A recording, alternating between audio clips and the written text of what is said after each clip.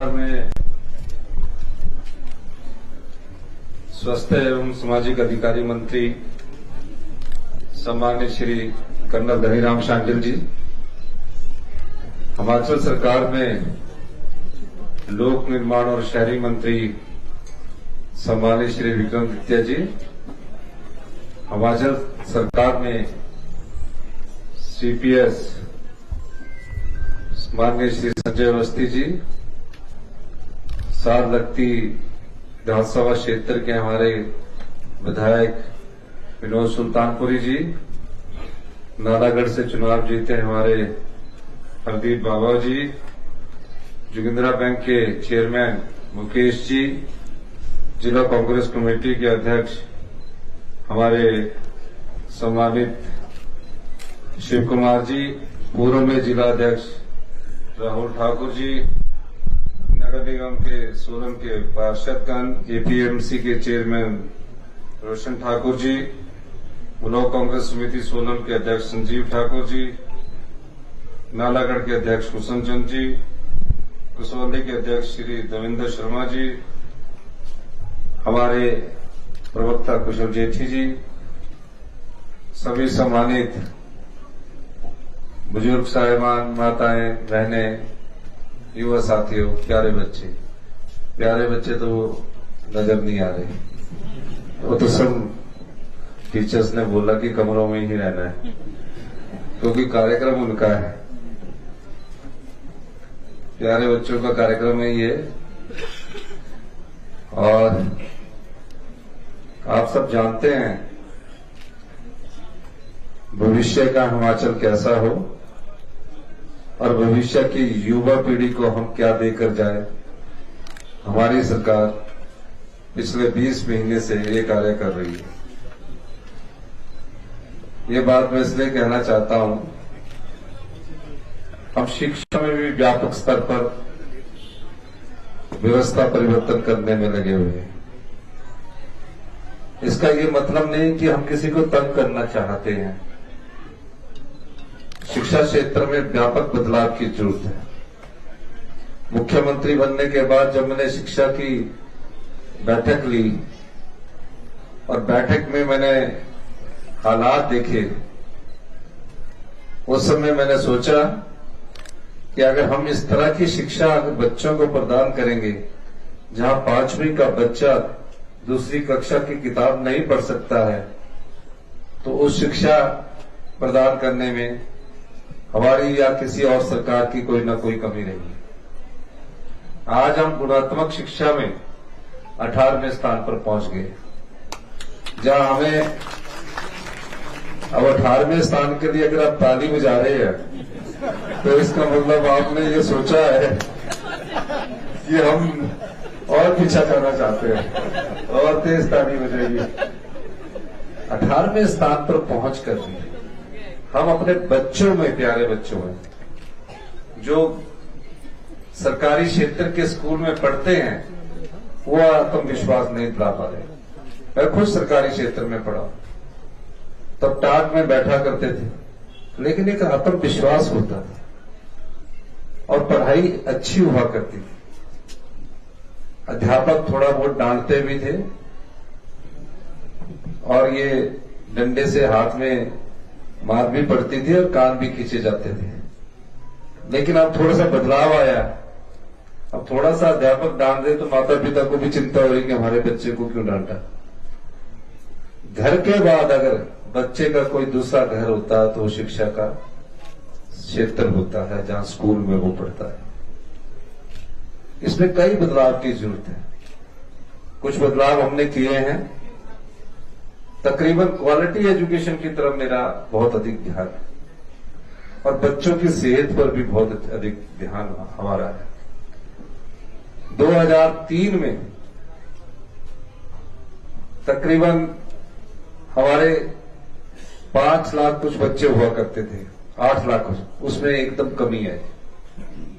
गांव में कोई भी प्राइवेट स्कूल खुल जाए उसमें बच्चे जाते हैं क्योंकि उसमें टाई पहनना है, प्राइवेट का नाम है। जबकि गवर्नमेंट स्कूल्स में जो भी टीचर आता है वो कॉम्पिटिटिव एग्जामिनेशन के थ्रू आता है। प्राइवेट में नहीं आता, मैं प्राइवेट स्कूल की विरोध नहीं कर रहा, फिर भी ऐसी क्या कमी है कि स्कूल में हमारे बच्चे बहुत कम आ रहे हैं। इसमें हमने बदलाव किया कि स्कूल का प्रिंसिपल तय करेगा कि वो अपने मर्जी से अपनी ड्रेस कोड को चुनेगा कि उस स्कूल में कौन सी ड्रेस होनी चाहिए, वो स्कूल के प्रिंसिपल पर हमने छोड़ दिया। पहली से इंग्लिश मीडियम को हम शुरुआत करने जा रहे हैं। स्कूल का मर्जर हो रहा है, 5 बच्चों के लिए स्कूल खुला है, टीचर सिर्फ 1 है, और कई जगह तो ऐसे स्कूल है जहां बच्चे ही नहीं है पर टीचर है। अब 99 स्कूल ऐसे थे जब बच्चा 1 नहीं था लेकिन 2 टीचर थे, और जो वहां काम करने वाले थे वो उनको हमने रखा हुआ है।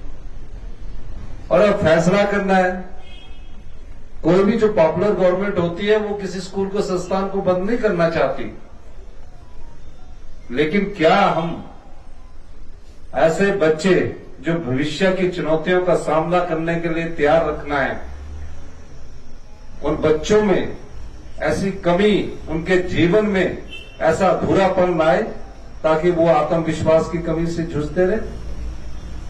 हमने इसमें बदलाव किया और आप देखेंगे कि शिक्षा के क्षेत्र में हमने महत्वपूर्ण बदलाव करके Rajiv Gandhi day boarding school खोलने जा रहे हैं।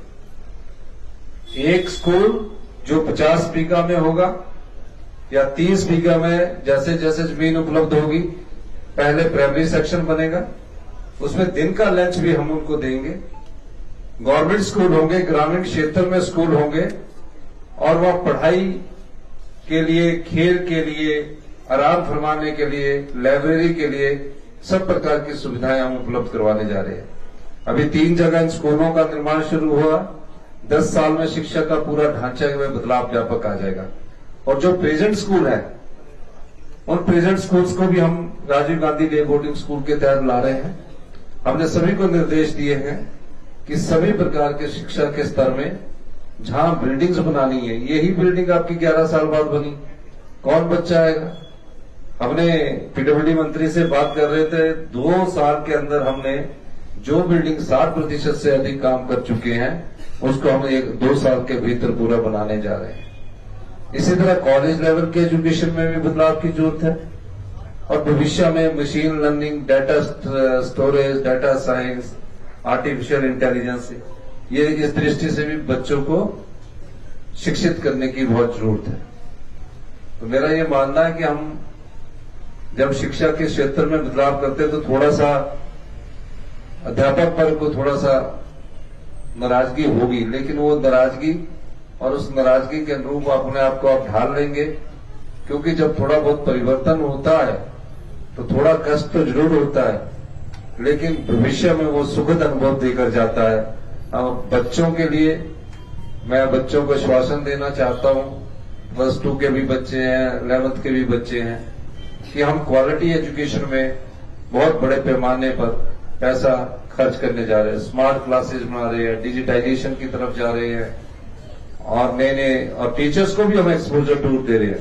पहली बार हमने 200 के करीब टीचर्स को एक्सपोजर टूर के लिए बाहर विदेश भेजा। अब मैंने फैसला किया है कि कुछ बच्चों को भी, जहां टीचर के साथ एक बार बाहर गवर्नमेंट के स्कूल के बच्चों को भी घूमने का और जानने का मौका मिले, घूमने के साथ नॉलेज मिलती है बच्चे जब देखते हैं। तो अगले वर्ष हम उस योजना को भी हम शुरू करने जा रहे हैं। बच्चों के खेल में जो स्पोर्ट्स है, जो बच्चे स्पोर्ट्स में भाग लेते हैं, उनको 120 रुपए दिहाड़ी मिलती थी, हमने इस बजट में 400 रुपए दिहाड़ी कर दी है। 250 रुपए उनके खाने पर खर्च होंगे और रिफ्रेशमेंट पर 150 रुपया उनको अपने आप मिलेगा, ताकि जो गवर्नमेंट स्कूल के स्पोर्ट्स के डिस्ट्रिक्ट के टूर्नामेंट है, स्पोर्ट्स के टूर्नामेंट है, इन सबको हम एक दृष्टिकोण से अच्छा हेल्दी खाना उनको स्पोर्ट्स के जब खेलने होते हैं उसमें उपलब्ध करवाया जाए।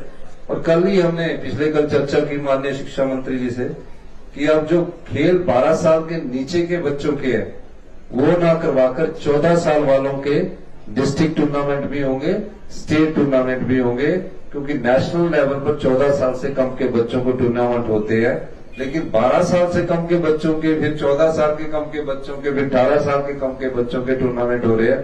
तो हमने 14 साल और 18 साल के बच्चों के टूर्नामेंट की हमने बात की है। और एक मांग ये लिखी है कॉमर्स की क्लासेस शुरू करने के लिए एसएमसी के जो हमारे अध्यापक है, अगर कॉमर्स में बच्चे पढ़ना चाहेंगे, 15 बच्चे भी होंगे कॉमर्स में, तो आपकी कॉमर्स की क्लासेस शुरू कर दी जाएगी। और कबड्डी की किट के बारे में प्यारे बच्चों ने कहा, कबड्डी की किट जो बच्चे हैं उनको उपलब्ध करवा दी जाएगी। इन्हीं शब्दों के साथ मैं एक बार फिर आपसे इस स्कूल में आने के लिए प्यारे बच्चों का भी धन्यवाद करना चाहता हूं, क्योंकि भविष्य की युवा पीढ़ी को हमने आगे कैसे बढ़ाना है इस दृष्टि से हमारी सरकार काम कर रही है। और खासकर अध्यापक वर्ग से भी अनुरोध करना चाहता हूं कि हाईली पेड सैलरीज हमारे अध्यापक वर्ग की है। सबसे अच्छी सैलरीज किसी को मिलती है हिंदुस्तान में, तो वो हमारे टीचर्स को मिलती है। तो आप लोगों को भी ज्यादा जिम्मेवारी और जवाबदेही अपने आप में खुद में तय करनी है। इसी आशा के साथ कि इस घाटी स्कूल में, इस स्कूल में मैं आया हूं। आपने जो मुझे लिखा है, मैं आपकी इन बातों का भी ख्याल रखूंगा।